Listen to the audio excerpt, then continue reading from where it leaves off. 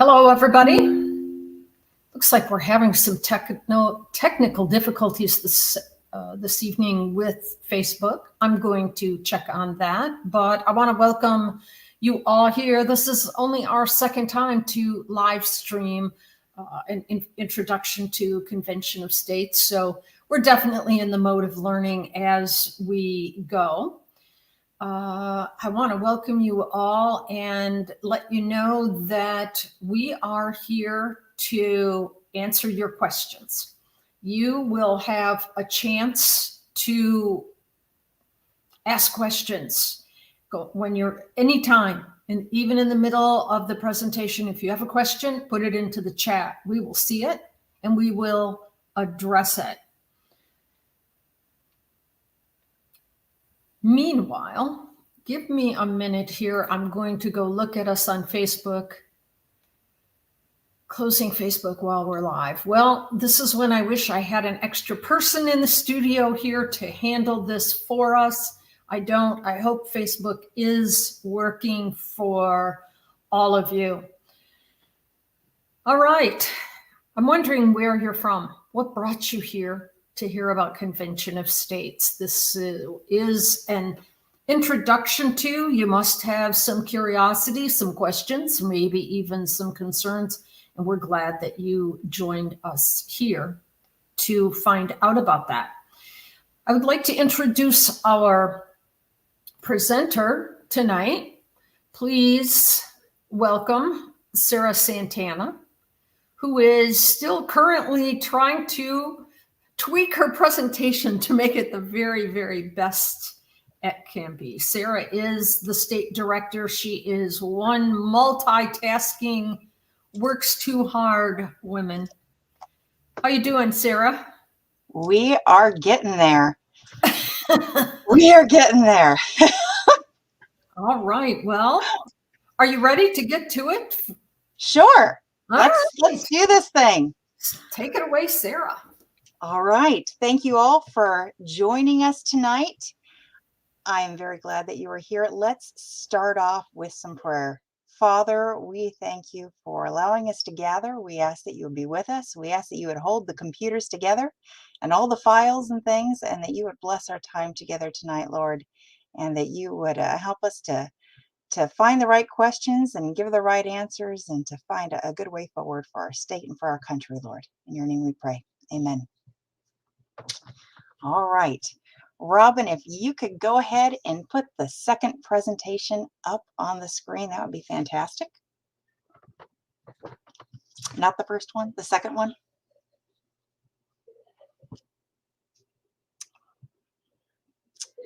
The other one.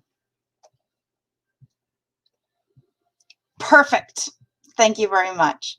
All right. So as Robin said, my name is Sarah Santana. I am a wife, a mother of 6 children, and the state director of Convention of States, Michigan. I do this because the Lord has called me to do this, and he has provided the grace every single day. So I'm going to share with you some of the things that I have learned over the past several years of being involved with Convention of States. And I'm going to introduce you to Convention of States and Convention of States Action, the nonprofit organization that I work with. All right, so today we're going to talk about the problems in our nation that Convention of States is looking to fix, and the solution that we have and how you can get involved. All right, and it worked. Isn't that beautiful? Thank you, Lord, for working electronics. All right, so the problems that we are looking to solve are the debt and spending we have on the national level, career politicians, and federal overreach. The fact that the federal government has its fingers all over our lives. Let's start with debt and spending. This is a very pretty chart that shows our national debt. Now, currently we're sitting at $34.2 trillion. That is a lot of zeros. And if you look at this chart, you can see a couple of things. One, regardless of whether Republicans or Democrats are in charge in our nation, our debt is going up in huge quantities. Another thing you can notice is that in just the last 14, 15 years, we have accumulated a significant portion of this debt. It took us until about 2009 to accumulate $7 trillion of debt in our country. And most of that 7 trillion had happened since around the time I was born. The remainder of, well, let's see here, the 28 trillion that we have in addition to that, has happened in the last 14 years. And that has been split pretty evenly between Republican and Democrat leadership. So the issue we have when it comes to debt is not a partisan issue. This isn't a Republican issue. This isn't a Democrat issue. This is a this is a Washington, D.C. issue. Now, with debt, I think it can be very convenient to look at it and say, well, that's the government's debt. That's not my debt. That is the federal government's debt. And at some point, they're going to have to deal with it. Unfortunately, the federal government is spending money on behalf of you and me. So we actually each own a piece of that national debt. Right now, our personal debt is over, I want to say, $79,000, but children born last year had $78,000 of debt to their name the day they were born. By the time those children turn 18, they will have $143,000 of debt. And you can see on this graph as it shows the accumulation of debt that is expected for each and every single one of us. Now, I have 6 children, as I mentioned. I mentioned this to one of my children, and their response to me was, I don't have $78,000. And their eyes got really big. And that is the problem. I don't have $78,000. You probably don't have $78,000. And yet this number is going up astronomically every single year. All right, so who is making the decisions that lead to all of this debt? It's our career politicians and the other elected and unelected peoples in Washington, but primarily Congress. Congress is the one given authority by the Constitution to make decisions about budget. And these are 4 wonderful examples of people who have been around through most of the accumulation of this debt. Now, I don't know about you, but most of these people have been in office longer than I have been alive. And I don't personally feel that they can represent me very well when they haven't lived as a normal citizen for longer than I've been alive. So why do they keep ending up in Washington, D.C.? There are people who say, well, we don't need term limits on legislators. We have term limits, right? They are elections. But as you can see from this chart, starting in 1789 until present, the re-election rate for sitting representatives and senators is over 75% the vast majority of the time. There's only a couple times in history where it has dipped down lower than that. It's a very interesting chart to look at, personally, I think, because it shows that this issue of people getting reelected, that's not a current day thing. That's not even a money related thing. I think we frequently go, well, it's because they have all these special interests paying for their reelections. Nope. They didn't have whole bunches of people paying back in 1789 the way they do now. They didn't have TV the way they do now. This is just a thing. If you're in office, you are more likely to get reelected to that office.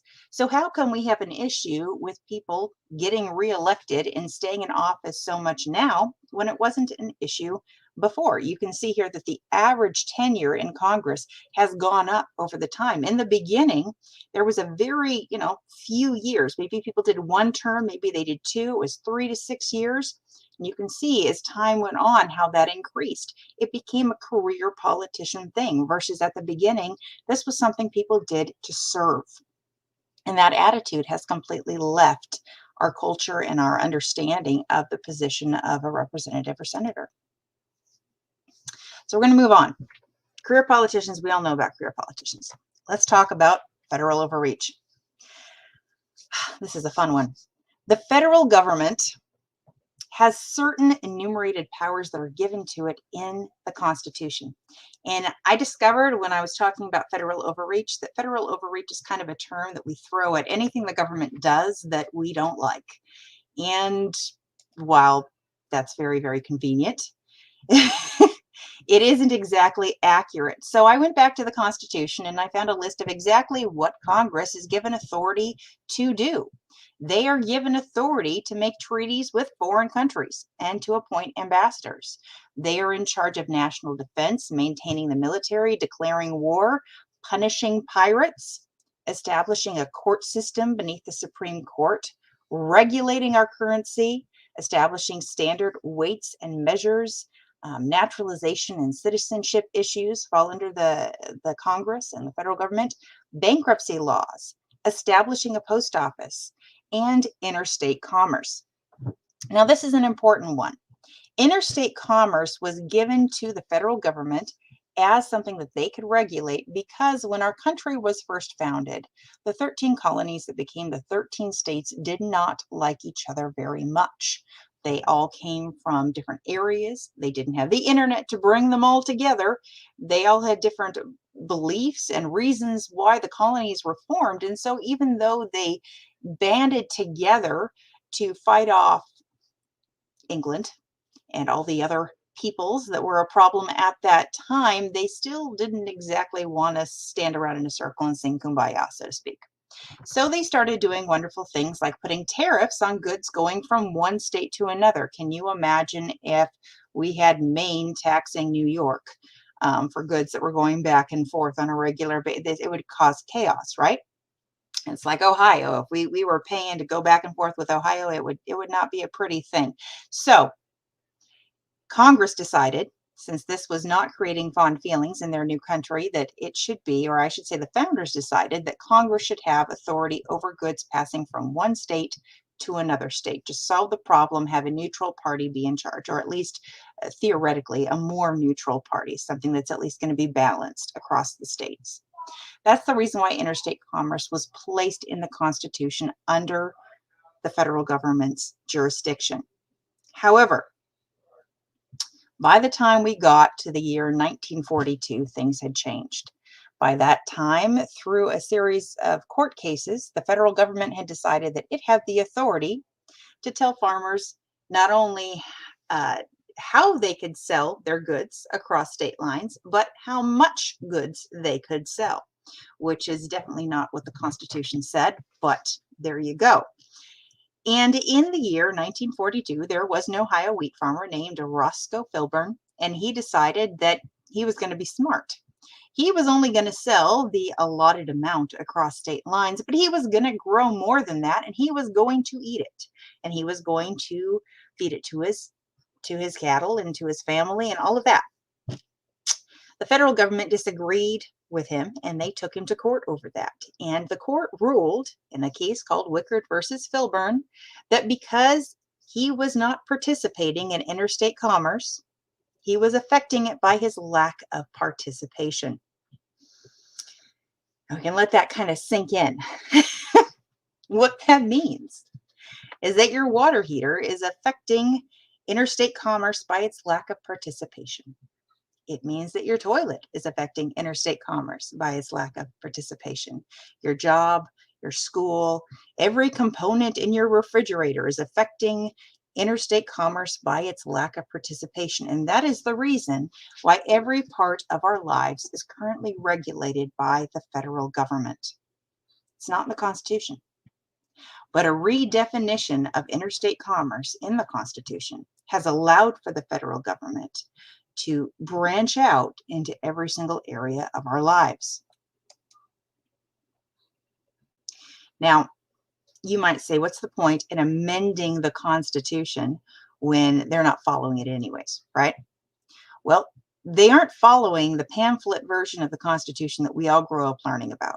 They are following this Constitution. This is a 3,000-page tome. And if you order the Constitution from the federal government, this is what you get.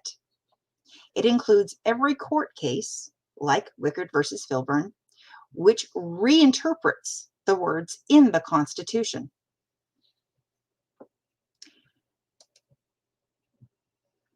Now, the courts and Congress are not the only parts of the federal government that are going beyond, let's say, what they were intended to.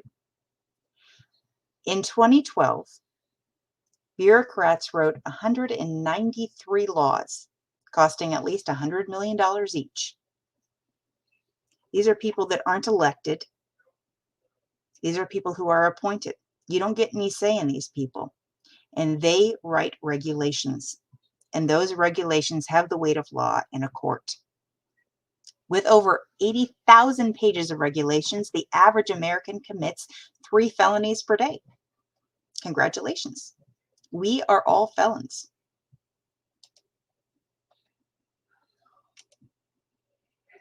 Now, if you look at this stack of papers right here, this is the stack that all the bureaucrats wrote in a year. That's what 80,000 pieces of paper looks like. All of these problems taken together, they seem like a lot of problem, but all of them are not actually the real problem. They're the symptom of the real problem. The real problem in our country is not spending and debt by the federal government. It's not career politicians. It's not even the excessive regulation that we have going on. The real problem is you and me, because in our country, the authority comes from we the people. If you open up your Constitution, you're going to see the first words are, "We the people of the United States of America." That is who has the authority. The federal government is given its authority by the state governments, which receives its authority from you and me. So the authority travels upward from bottom to top. And we tend to think of it the other way around. We tend to think of it as the federal government dictates to the state government, which dictates to us. But that isn't the case. We are responsible for keeping our state and federal government in check. Now, I don't know if you've ever watched, there's a show out there called Kitchen Nightmares. And I saw a little piece of it the other day. And for those of you who have not seen this show, the show is about businesses, restaurants that are struggling, and a renowned chef will come to the restaurant and will try to analyze it, see what the problems are, whether it's the food or the decor or the mannerisms or whatever it is that is keeping this restaurant from succeeding. And then he will point them out to the owner. And more often than not, he will look at the owner and he will say, "Why weren't you paying attention to have seen these problems? Why didn't you do something about this? It doesn't matter that you're not the cook. You should know what the cook is doing." We're in the same situation in our country. We have allowed the federal government to go and run amok, and we haven't been paying attention. How else did they get Wickard versus Filburn through? How did no one know about that? How come that isn't something that we're all taught? We have the responsibility to shepherd over our government and to keep our legislators regularly informed about what we want them to be doing, to be watching what they're doing. It's kind of like, I'm a mom, so I give children examples, so you're going to have to pardon me. If I look at my children and I say, "I want you to clean your room every single day, and in 4 years, I'm going to come and check and see if you did it," I don't think they're going to clean their room every single day. However, at the end of those 4 years, probably about a week or two before the end of those 4 years, it would not surprise me at all if my children started coming up close to me and saying things like, "I think I'm going to clean my room now, every day." It sounds like an election year. If I don't go and check and see if my kids are cleaning their room every day, they're not going to do it. If we don't hold our legislators accountable, not just in election years, but in all the years in the middle, they're not going to be accountable. And this chart of national debt shows that. So is it their fault, or is it the fault of us, the parents, that are supposed to be keeping them in line? So how do we fix this problem? Because it's clearly a problem. Well, Convention of States Action has a mission to build an engaged army of self-governing grassroots activists. Why?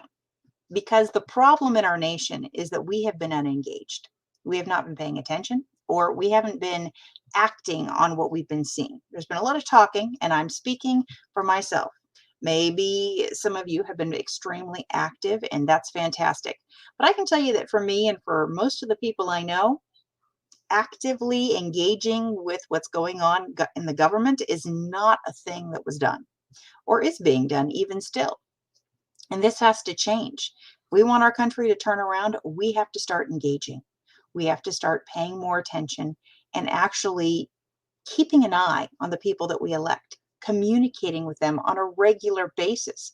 Frankly, if we put someone in office and we don't bother to talk to them the entire time they're in office, can we really blame them for doing things that we didn't want them to do? We have to engage. In order to do that, we need an army of people that are dedicated to engaging and being active in that capacity. Our aspirational goal as an organization is to inspire a political and spiritual awakening in America. Because frankly, if we'd spent more time on our knees and then getting up and doing things, we would not be in the situation that we are in today. Now, that's all good and well, but we need some solution to this problem, right? Saying, okay, let's all get up and do something is great, but what do you do? This is what you do. The Constitution has given us an answer. Article 5 of the Constitution enumerates the ways that you can propose an amendment to the Constitution. Why do we need to do that? Well, because they're redefining everything in the Constitution. We don't want to change the Constitution. We want to make it so they can't redefine it. So, Article 5 says, the Congress, whenever 2/3 of both houses shall deem it necessary, shall propose amendments to this Constitution, or, on the application of the legislatures of 2/3 of the several states, shall call a convention for proposing amendments, which in either case shall be valid to all intents and purposes as part of this Constitution, when ratified by the legislatures of 3/4 of the several states, or by conventions in 3/4 thereof, as the one or the other mode of ratification may be proposed by the Congress. So what is this saying? Let's break this down. What this is saying is that there are two paths for amending the Constitution. Path number one is the only path that we have used all the way through to the end in our country's history. That's for the U.S. Congress to introduce, debate, and then vote on an amendment. Now, I want to point out that Congress cannot pass the amendment. That's what the Constitution says. Congress doesn't pass amendments. They can only introduce amendments, debate on them, and vote on them. If they have 2/3 support for that amendment in both chambers, that means both the House and the Senate, then that amendment is officially proposed. If it's officially proposed, then it is sent to all 50 state legislatures. Those state legislatures then vote on that amendment. If 3/4 of those, which is 38 states, ratify the amendment, that amendment is added to the U.S. Constitution, and the U.S. Constitution is officially amended. Okay, that is path number one, the first method for amending the Constitution. That is how we got the amendments that we currently have. The problem is Congress isn't going to make an amendment that will limit its own power. That's not in its best interest. The amendments that we need aren't amendments that Congress is going to want to propose. So, in that line of thought, the Constitution gives us a second method for ratification, or excuse me, for amendments to be proposed. It does not give us a second method for ratification for anyone who's really paying attention out there. All right, the second method is for 2/3 of the states, that's 34 states, to pass a resolution calling for a convention. Why would they want to do this? The reason why they would want to do this is because a convention will allow the states to have direct input into what amendments get proposed. Congress doesn't give them that option. So if all the states here are sitting here saying, we need to limit Congress's spending, we need to make them follow a budget, you can't do that through Congress. You can't force Congress to do that, I should say. You can propose that through a convention. So 2/3 of the states pass a resolution to call for a convention, 34 states. After that happens, a convention is called. At the convention of states, commissioners sent by each of the 50 states introduce, debate, and vote on amendments. Those amendments are passed with a majority and then sent, or excuse me, and then considered officially proposed. So you have to have the majority of the states present to say, yes, we like this amendment for it to be considered officially proposed. Those amendments are then sent back to the 50 state legislatures where they are again voted on. If 3/4 of the states, that's again 38, say, yes, this is a good amendment, it is added to the Constitution and the Constitution is considered amended. All right. Any questions? Do we have any questions in the chat? If not, we'll keep going. But if you have any questions, feel free to stick them in there and we will take a look at them. I just want to let you know the chat's pretty quiet. We've got some people listening in here and hopefully getting some excellent information, but no questions. I don't even have any. All right, good. That means we're answering them. That's awesome. We'll keep going then. All right.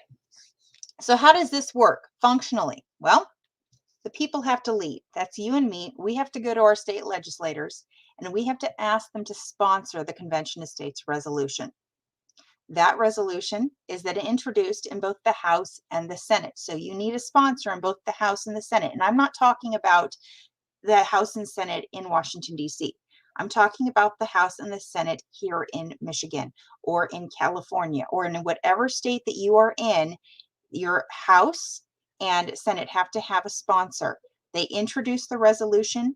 The resolution is voted on in both the House and the Senate. If it passes with majority in both of those, the state officially has called for a convention that is then sent to DC. I have a question here. How do you control the agenda of the convention so that the unintended outcomes do not occur? I will absolutely cover that, Steve. Just stay with me here and we'll cover that in just a moment. Thank you for the question. All right, so once they have officially passed the resolution, the convention is called. I should say once 34 states officially pass the resolution, 34 states pass the resolution, the convention is called, Congress sets a date, and we have the convention. At the convention, commissioners from each state are present. Amendments are proposed. If the majority of the states present like them, they are sent back to the states for ratification. If 38 states say, yes, that's awesome, the Constitution is amended. All it takes is 13 states to say, no, we don't like this. And it doesn't ever get through. So it can get all the way through the convention, go back to the states, and all it takes is 13 states to say no. So most of the radical outcomes that people are concerned about will get wiped out right there. You can look at a map and pick out 13 states that will say, no way, Jose. All right, let's keep going here. So what is our strategy specifically with Convention of States? In our country's history, there have been, I want to say, well over 300 or 400 resolutions passed calling for a convention of states. So why haven't we had one? That's the big question, right? Why haven't we had one? It only takes 34. We haven't had one because it's required that all of the resolutions that are passed be calling for a convention for the same topic. And we have not had 34 states calling for the same topic of a convention. So basically, when you pass a resolution, that resolution says, I want to have a convention to call for a balanced budget for amendment.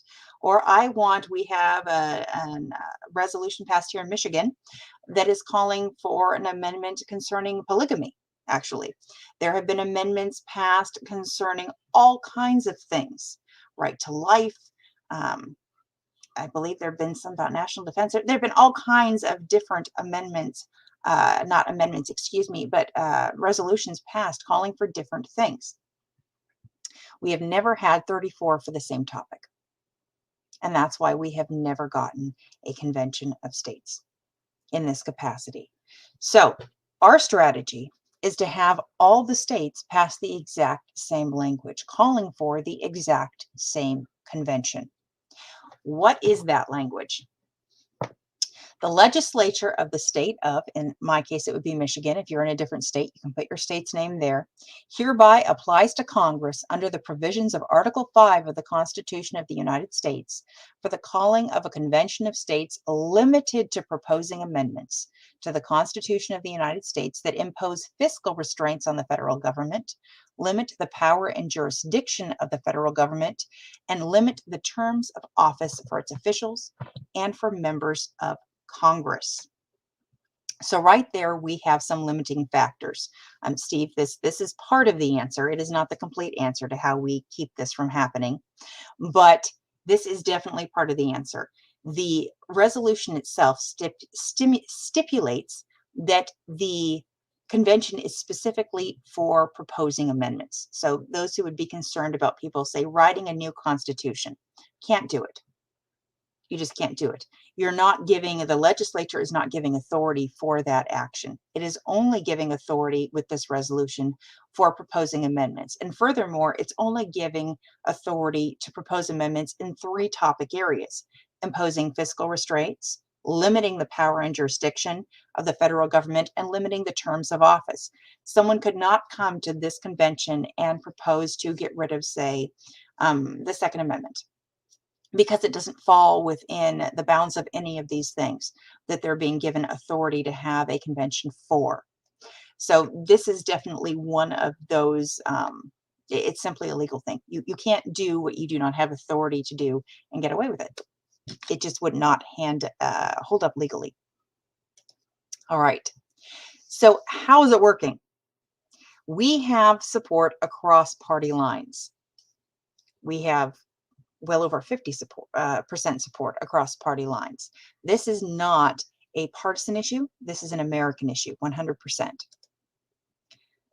As far as convention of states is going, nationally, you can see we have passed in 19 states. All of the green states are past states, and this is updated as of today. So all of the green states have passed the resolution. They have officially called for this convention for these 3 topic areas. Now, the yellow state, North Carolina, has passed in 1 chamber. And again, remember, you have to pass in both chambers, in both the House and the Senate. North Carolina has passed in 1 chamber this year. They must pass in both chambers in order to turn green. The blue states are all working with legislation currently in their House or Senate.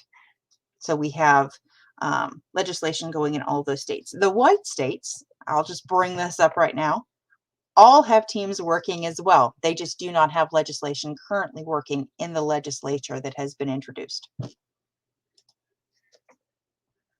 Now I'm going to get to what you were bringing up, Steve. Runaway convention. A lot of people are concerned about having an outcome at the convention that is not the desired outcome, or having it go completely askew. How do you keep people from going to the convention and say rewriting the convention or proposing things that are completely out of really their jurisdiction? Well, that comes down to 2 things: authority and precedent. Do the commissioners that are sent to the convention have the authority to propose things outside of what the convention is called for? And 2, is there precedent of this ever happening? So let's talk about authority. Real quick. All right, Steve is asking, have the green states agreed on the next level of detail to indicate that there is agreement on the specific details of the amendment?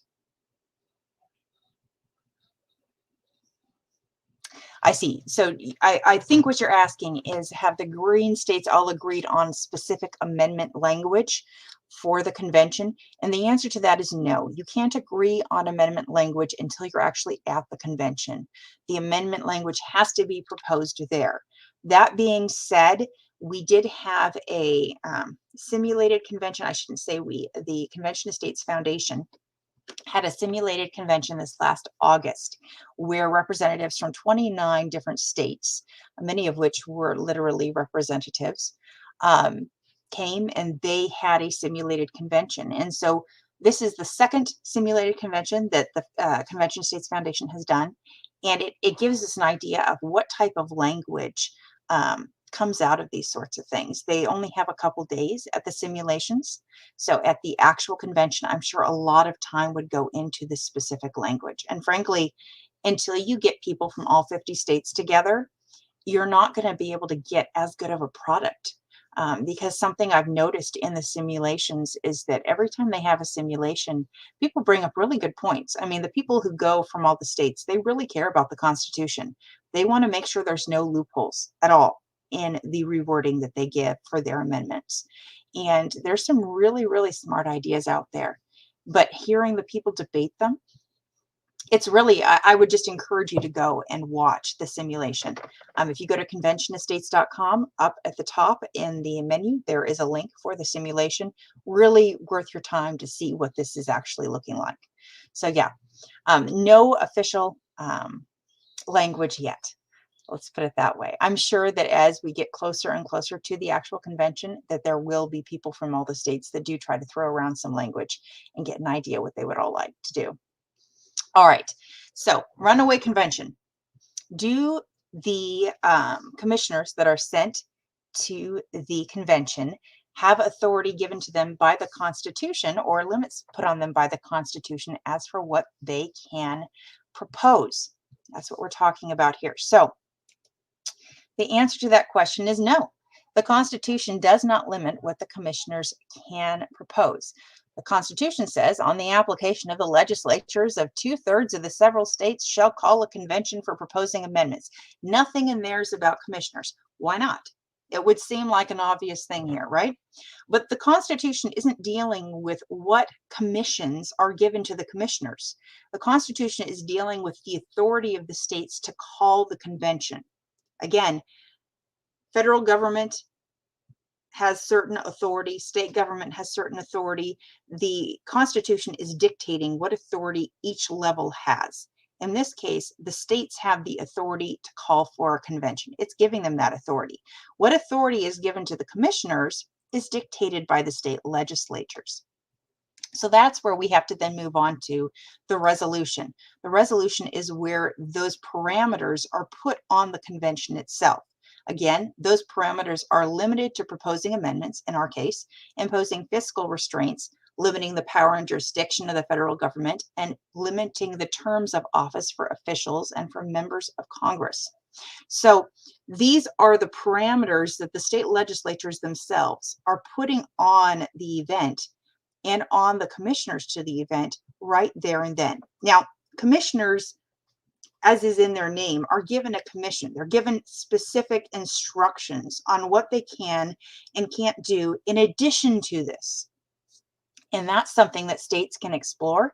And many states are passing things related to what their commissioners will be allowed to do at this event. If a state wanted to make sure that their commissioner did not, say, support a certain type of amendment, they could write that into the commission so that the commissioner would not support that amendment because they would not have authority to do so. And we have seen this sort of thing in history at other conventions of states. Now, we have not had an Article 5 convention to propose amendments, but in our history, there has been a lot of conventions of states. Situations where states have gotten together in a convention to settle issues or to decide on things. That has happened many times. All right, moving on here. Do the commissioners have authority to go and propose whatever they want? Right? I'm sorry, I'm a few slides behind. We already talked about authority. Do they have precedent? That's what we're trying to talk about. Is there precedent of commissioners going outside of their authority and doing things that they're not supposed to do at a convention? Now, when people say that this has happened and that there is precedent, they are typically referring to the Constitutional Convention, which is actually the Philadelphia Convention that happened in 1787. And people will say, well, they went to the convention because they were supposed to come up with fixes for the Articles of Confederation, which was the original document that our country was functioning under. And they went to that convention and then they came out with a constitution, and that's not what they were given authority to do. That is a fallacy. The facts there aren't quite right. When people say that, they're meshing two conventions together. They're meshing the Annapolis Convention with the Philadelphia Convention. So if you look at this slide, you'll see that the Annapolis Convention happened in September of 1786. And there were a couple of states that were present for this convention. They sent commissioners together, and the idea was for the delegates to come. Delegates is another word used for commissioner. For the delegates to get together and see if they could come up with a fix for the Articles of Confederation. The Articles of Confederation required unanimous consent for any changes. They required unanimous agreement for anything to be done, and pretty much gave the federal government no power whatsoever. And they were kind of a big fat failure. They weren't working because nobody had to give any concessions to anyone else. And that's just not going to work.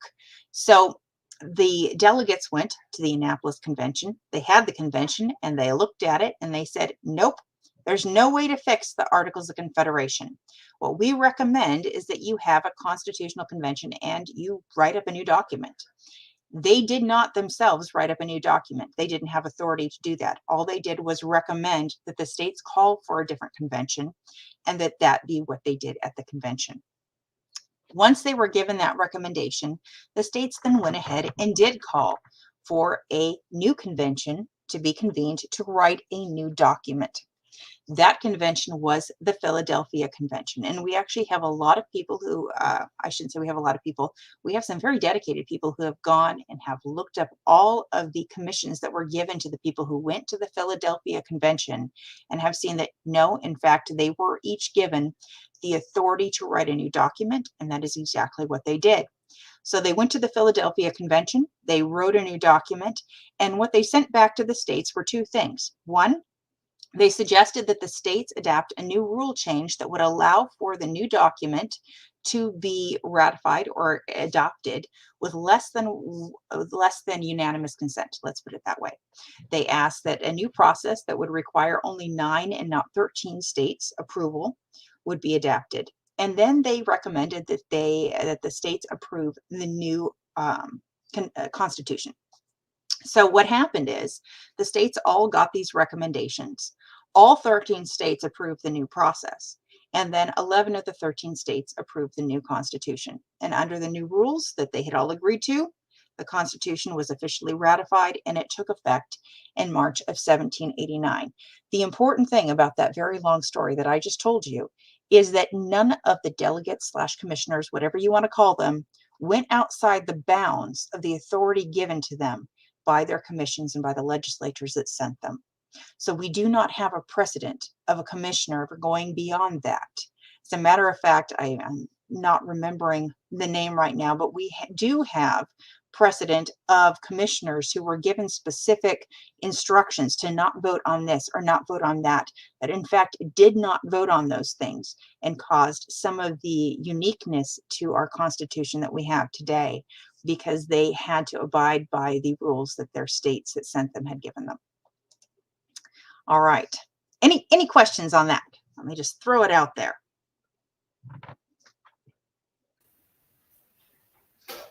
I have no new questions. Thank All you. right. I always like to ask at this point. Let's move on. So how can you get involved? Because this is all well and good, right? But what can you actually do? The first and most important thing that we need to do is embrace our role in this country. And that role is not being the peons at the bottom of the food chain, right? It's not all about the federal government dictating to the state, which dictates to us. We have to step up and realize that it is our job to steward or guard our nation and to actually make sure that we're going in the direction that we need to be going. We have to embrace that role. It, I think, is important when we think about history and we think about these people who wrote our Constitution, who fought in the Revolutionary War, who made this document that we all live under, to understand who these people were. Because I think we tend to have certain pictures and ideas about them in our head. How old do you think they were? Well, the people who were at that constitutional convention, the Philadelphia Convention, ranged from 26 years old to 81 years old. You had people there that were parents. You had people there that were ages to be retired now. You had people that were really young. These were the people who helped write the Constitution. Just think about going to the mall and picking out people of these ages. I bet you everyone on this call falls into these age groups. Absolutely agree, Carl. We have to do something. All right. What do you think they did for a living? Well, there were some who were lawyers and there were some who were politicians, but there were also farmers and merchants and bankers and financiers and manufacturers and shippers and soldiers and physicians and even a minister. It's not about being a constitutional scholar. You don't have to be a constitutional scholar. You don't have to have 20 years experience in government to be able to make a difference. The people who wrote the Constitution didn't. There's no reason why you can't step up and make a difference. So what are we doing in convention states? Here in Michigan. This is the big question, right? We have 3 objectives right now. 1, we want to pass a criminal penalty bill. I'm going to tell you a little bit about that. A criminal penalty bill is a bill, well, it's kind of self-explanatory. It's a bill that puts out criminal penalties if you do something wrong. But in specific, what we're looking for is a bill that will make it a felony for someone to try to coerce a commissioner at a convention of states, or for a commissioner to go beyond or to attempt, I should say, to go beyond the bounds of their authority. So either one of those actions, a commissioner doing something wrong or someone trying to coerce a commissioner, either one of those things would become a felony. We want to pass that bill in Michigan. The second thing we want to pass is a commissioner selection resolution. That is a resolution that the legislature would pass that would dictate how commissioners would be selected in our state. That's important because Michigan doesn't have to be one of the 34 states. If we take too long to pass, which don't get me wrong, we want to be one of the 34 states. That is absolutely the goal. But if we get a bunch of other states that beat us out, we only need 15 more. And there are 15 people that are on that map that are going a little bit faster than us this year. If we are not one of those 15, we want to make sure that we have a process in place to be able to send someone to represent us to this convention. That is very important. The people of Michigan want to be heard. Okay, so that is where a commissioner selection resolution comes into place. It would say how the commissioners are selected, and it would also stipulate things like how they would be commissioned and who they would talk to in the legislature and things like that.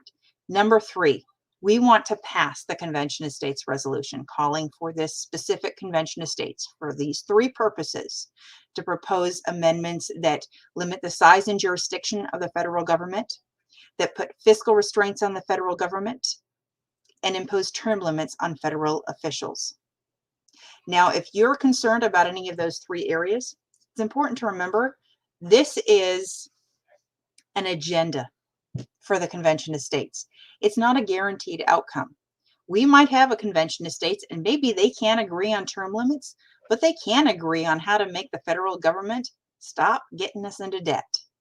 If that's the case, as much as I would love to get both, I'd be more than happy to get that one thing out of it. And I think that in reality, once you get all those people together, you're going to actually get a lot of different amendments. That's a question I get. I think you're going to get a lot of different amendments on a lot of different pieces of these issues. Robin, do we got any questions? Well, we have a comment from Carl Murphy, and I wanted to put this up here and invite Carl to get in touch and become part of our comms team and help us out. I'm all, as the state communications coordinator, I will take all the help I can get in getting us more attention across out there. Absolutely. I think a jingle would be awesome. Oh, absolutely, Carl. Absolutely. I think that term limits are something that the American people 100% are behind. 100%. The thing is that this has to be passed by state legislators, and state legislators are a little less in favor of term limits than the American people. That being said, our voice to our legislators is very, very powerful.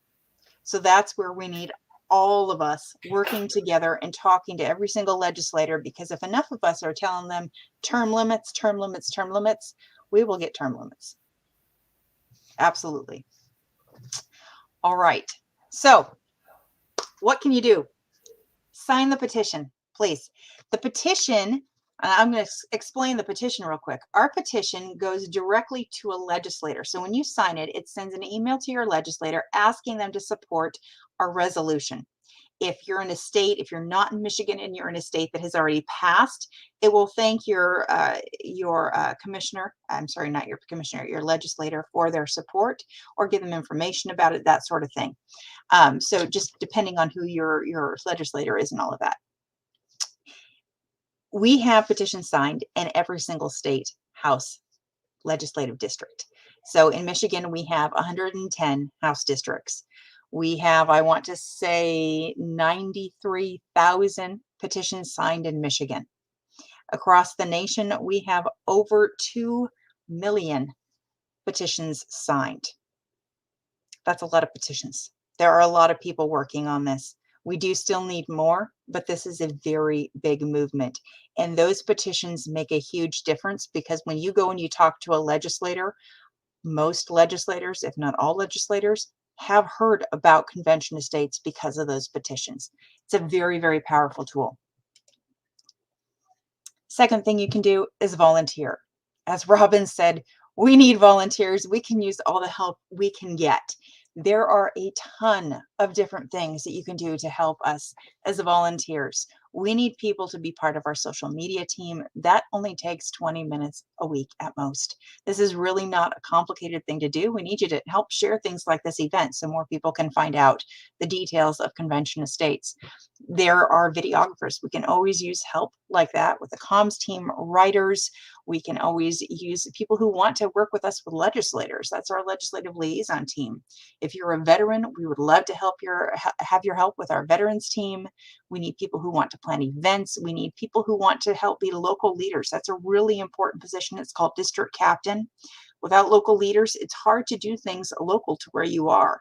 So if you haven't heard of anything happening local, it's probably because you don't have a district captain. And if you want to become a district captain, that would be awesome. So you can check out our website, conventionestates.com. And if you want to see the Michigan branch, you can go to conventionestates.com/MI or /Michigan, and you will get the Michigan page. All right. We've got fancy dancy codes you can scan if you know how to do that on your phone. And most of you are smarter than me and know how to do it. So you can volunteer, you can sign the petition. We would appreciate either. It looks like we're getting a little messed up with our slides here. The sign the petition one is the one on the left. So here, let me do this. There you go. How's that? That's good. Nice and clean for everybody. So be sure you sign that petition. Yes. And then let me swap this out. And here's the QR code to use to get to our volunteer page. You can look through what's going on. We'll follow up, work with you. We have awesome training. You're not working alone. Great team here in Michigan. Yeah. Yeah. Any questions? I see no more questions, and we're coming up at the end of our hour. I would like to let me go over here and give everyone, this is our email address. If you've got questions, something that Sarah mentioned that you have a question on, maybe there was something she didn't cover, send it to askmi@cosaction.com. I get all of those emails. I read them, and you will get a response.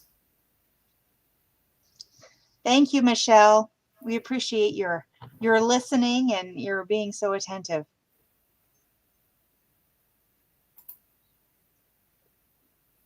All right.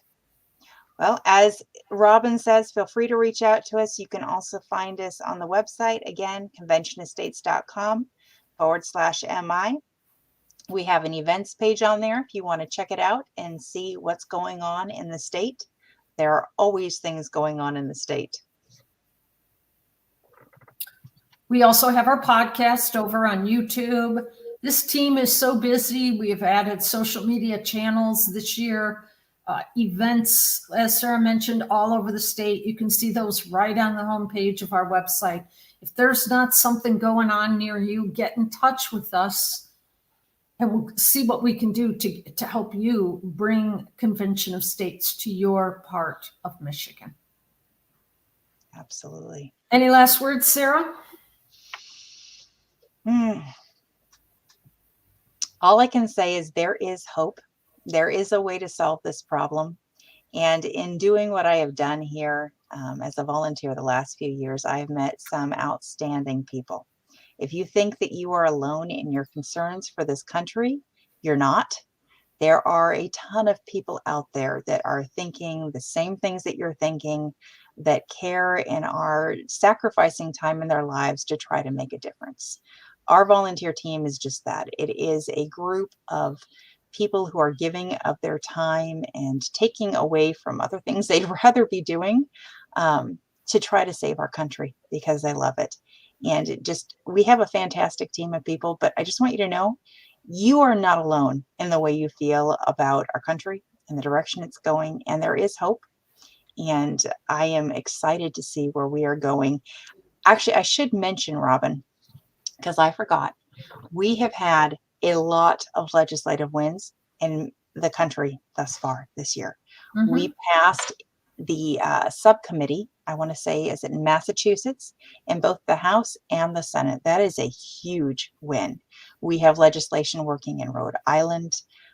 Robin, you have that handy. There's a bunch of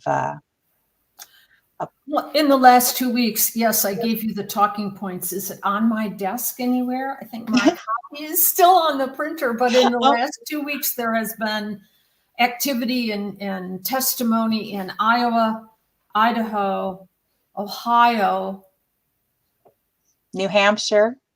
New Halted Hampshire a bill actually to had to rescind. defend the resolution that they already passed. The grassroots team had to mobilize very quickly and go back to the legislature to stop them from rescinding the resolution that has passed. So Yes. Definitely things are happening all over the country. Yes. It's Yes. time. So we have lots of momentum. This is really a thing. It's really happening. And I'm excited for the future and all the things we're going to accomplish. So reach out to us if you have any questions. Let's close in prayer, and we'll let you get back to your families and your lives. Father, we thank you for how good you are and for the doors that you open when we need them opened. We ask that you would lead and guide us, everyone on this call, and that you would give us your wisdom as we move on through 2024. We thank you and we praise you, Lord. Amen. Good night, everyone. Good night.